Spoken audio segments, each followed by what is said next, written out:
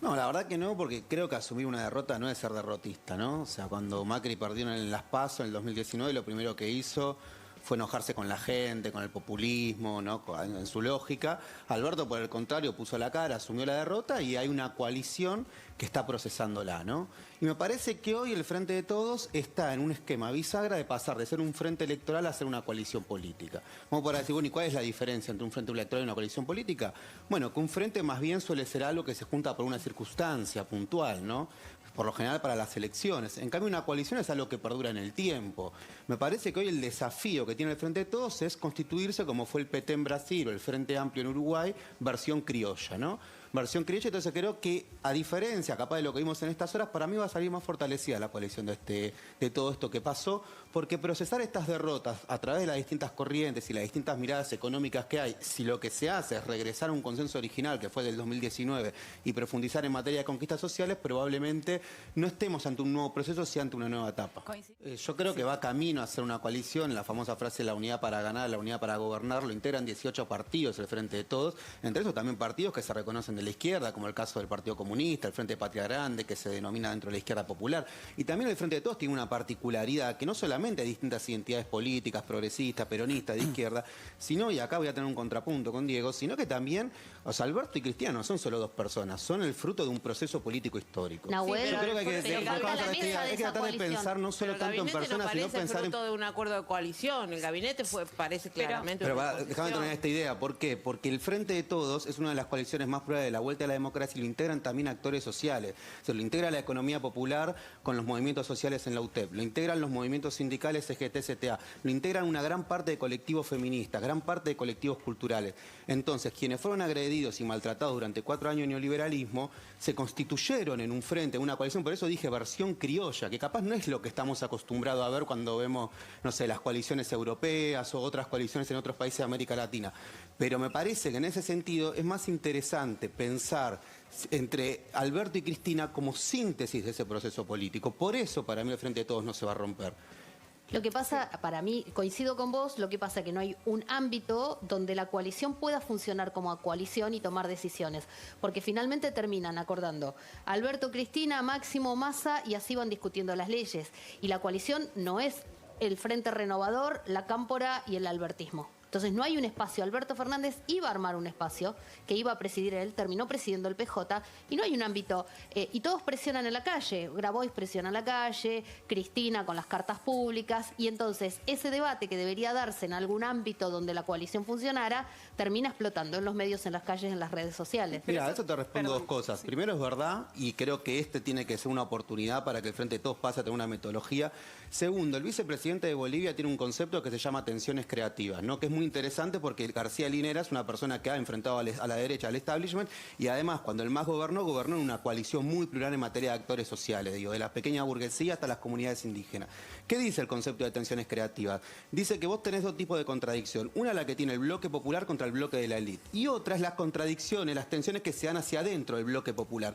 Si esas tensiones se dan para que se profundice el proceso de cambio, son creativas en la medida que no lo lastimen. Entonces me parece que estamos viendo en América Latina una tercera oleada y que lo que estamos observando en el Frente de Todos, yo me niego a creer que el Frente de Todos solo es una coalición de poder entre distintos actores. Para mí estamos hablando de un bloque histórico popular en la cual lo conforman distintos sujetos sociales y por lo tanto estas tensiones indefectiblemente ¿a qué llevan? Llevan a que se profundice el modelo.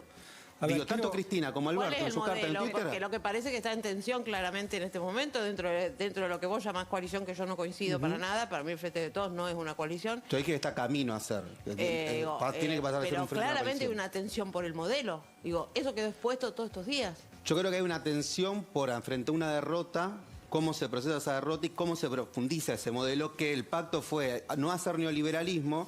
Y ahora tenés el desafío, sobre todo después de una pandemia, una de las pandemias más inéditas que apareció en la historia mundial, de cómo no solo no haces algo anti-neoliberal, sino también cómo construís algo que tenga que ver con un nuevo proyecto A ver, popular. Igual, perdón, me la parece tensión- que Hay dos cosas. Primero, a nivel geopolítico, hay un mundo que está en transición que se debate si la salida de esta pandemia es con más discurso de odio, con un nuevo proceso de concentración de las élites y, por lo tanto, un neoliberalismo recargado, o la salida de esta pandemia va a ser con más Estado, más derecho y más democracia. Y en el caso argentino, me parece que está claro que el debate actual es cómo se profundiza ese contrato electoral de 2019. Bueno, ahí empiezan a aparecer. Aparece la idea de aumentar el salario mínimo, aparece la idea del salario universal que plantean los movimientos sociales o el ingreso ciudadano, como plantean otros actores.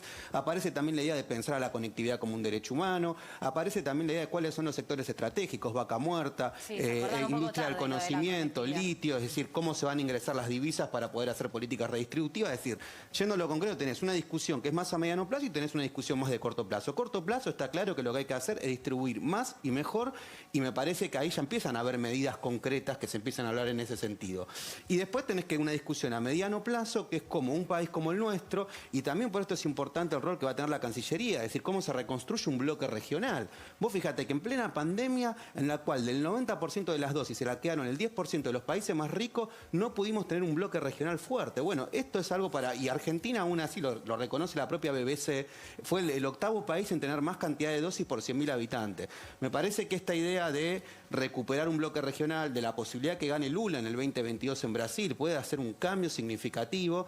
Por eso te decía, yo sé que ahora tenemos que pensar todo para noviembre, pero no se puede pensar noviembre si no se piensa de acá al 2023. ¿Eso está pensado? Yo te pregunto a vos lo mismo. ¿Está saldada la discusión sobre el rumbo económico adentro del Frente de Todos? No, bueno, me parece que Cristina con la carta dice, estuvieron ajustando 2 años, como si ella no estuviera en el gobierno, ¿no?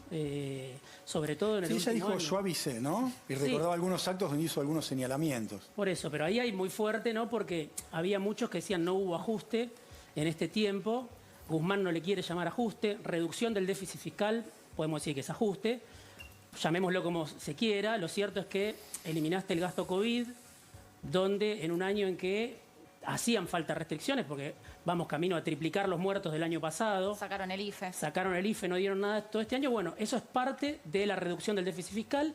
Lo otro fue vía licuación de ingresos, de jubilaciones, de salarios públicos. Eso es lo que Cristina está planteando, que ya lo decían muchos economistas heterodoxos del propio Frente de Claro. Todos, y lo decían las consultoras del mercado, incluso los economistas del establishment decían, acá hubo un ajuste de Guzmán, pero no se cerró un acuerdo con el fondo porque la política lo vetó. O sea, esto te habla de las contradicciones que había en el Frente de Todos. Guzmán avanzó por un sendero de reducción de déficit y Cristina dijo no vayamos al acuerdo con el fondo. Eso es lo que uno interpreta. Ahora tenés que negociar con el fondo en una situación donde ya no tenés el aval electoral, porque digo, no estamos hablando de por qué perdió el Frente de Todos, seguramente lo hablaron la semana pasada mucho, pero digo, todo lo que Igual estamos... no tienen, sí, hay muchas razones. Bueno, perdió muchos votos el Frente de Todos. ¿Quiénes son esos votos que hoy que no tiene la clase media, los sectores populares? Digo, me parece que hay algo ahí que el Frente de Todos no alcanzó a preguntarse porque estalló la tensión. Pero... Ahora, quiero volver a los nombres propios y los invito a ver una escena que a muchos les ha llamado la atención en el día de hoy durante la Sí, jura, se ¿no? viralizó incluso en las redes. Hablamos mucho de la postura de Mansur, por ahí pro iglesia, Julián Domínguez también, amigo del Papa, pero fíjense que lo que pasó con el flamante ministro de Educación de la Nación en el momento de la jura.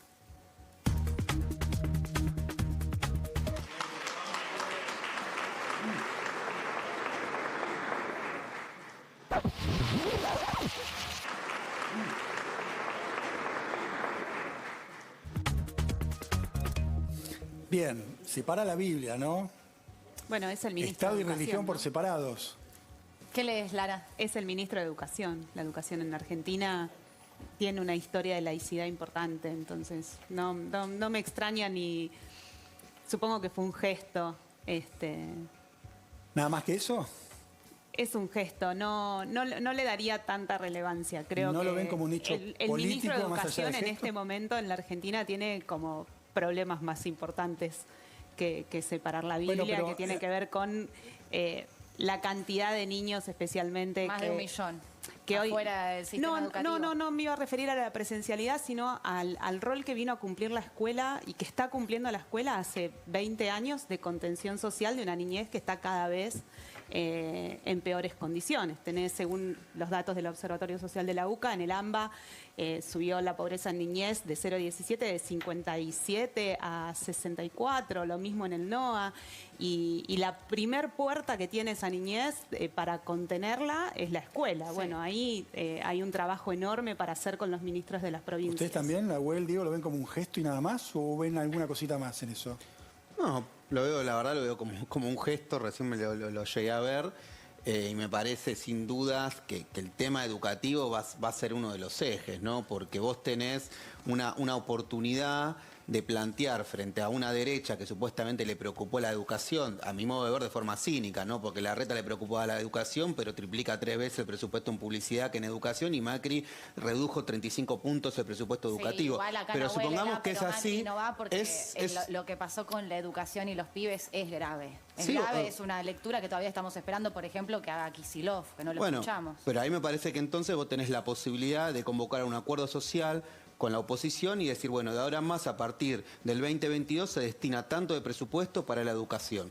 También tenés la posibilidad de discutir la conectividad como un derecho humano, que es lo que no quiere discutir Clarín porque las corporaciones quieren aumentar las telecomunicaciones. Allá lo que mostró es que la virtualidad, la de tener dispositivos y que vos te puedas conectar, es clave.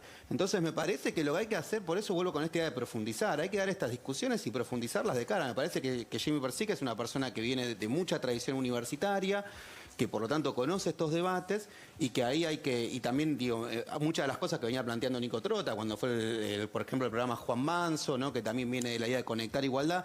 Lo que quiero decir con esto, estamos en un momento de transición, no solo en el gabinete, sino también estamos en un momento de transición político del país. Y creo que estos temas van a empezar a estar. Abrir las clases, Kicillof no quería.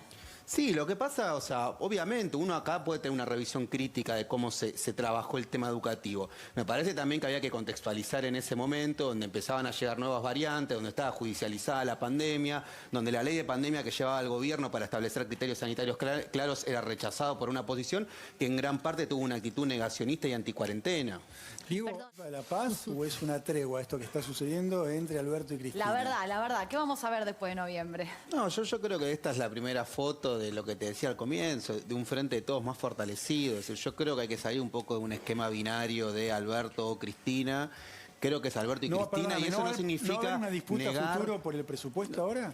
Digo, entre a lo ver, que, digamos, por supuesto que va a haber distintas... Bumbán y lo que quiere Cristina. Sí, lo que te quiero decir es, por supuesto, que puede haber diferencias, puede ser que Alberto quería hacer los cambios después de noviembre, porque si después hay una derrota electoral, como que los que arrancaron nuevos después se pierden, Cristina ahora... Pero vuelvo a decir, vos vas al Frente Amplio Uruguay, Tabaré Vázquez, con el Pepe Mujica, con Sendí, vas al PT en su momento, Dilma. O sea, me parece que en las coaliciones también esto, obviamente que la identidad de la historia argentina en muchos casos es mucho más apasionada, es más visceral, eso sucede. Y creo que con respecto al presupuesto, este presupuesto del 2021 lo votaron todos los diputados y diputadas del Frente de Todo, también fue fruto de un debate, creo que va a haber un debate y que es sano que haya un debate respecto a qué cosas hay que corregir del primer propuesta que se mandó, y me parece que ahí también hay algo clave. Vos, por ejemplo, el presupuesto 2021 tenés que se duplica la obra pública, tenés un presupuesto también que destina 49% a salud, tenés un presupuesto también que triplicaba lo que tenía que ver con políticas asistenciales de niñez. Bueno, me parece que hay que ver de qué forma eso se arma esa hoja de ruta de cara al 2022. Bien. En un contexto muy distinto, ¿no? Porque yo también acá quiero sumar algo a la discusión, que el Frente de Todos tiene también una responsabilidad, que es no solo cómo puede revertir la elección, que se puede revertir básicamente porque creo que gran parte de los votos del Frente de Todos no se fueron a Juntos para el Cambio, sino que fue gente que no fue a votar, ¿no? O sea, vos tenés que en Provincia de Buenos Aires 1.700.000 personas perdió el Frente de Todos con respecto al 2019, pero también en el 2019 hubo un 75% de participación electoral y en esto hubo un 66%. Y me parece que hay un segundo punto que es cómo hacer frente a un fenómeno de radicalización de las derechas. Bien. Eso creo que va a ser una clave también de cómo te vas a enfrentar con una derecha que está más a la derecha que antes.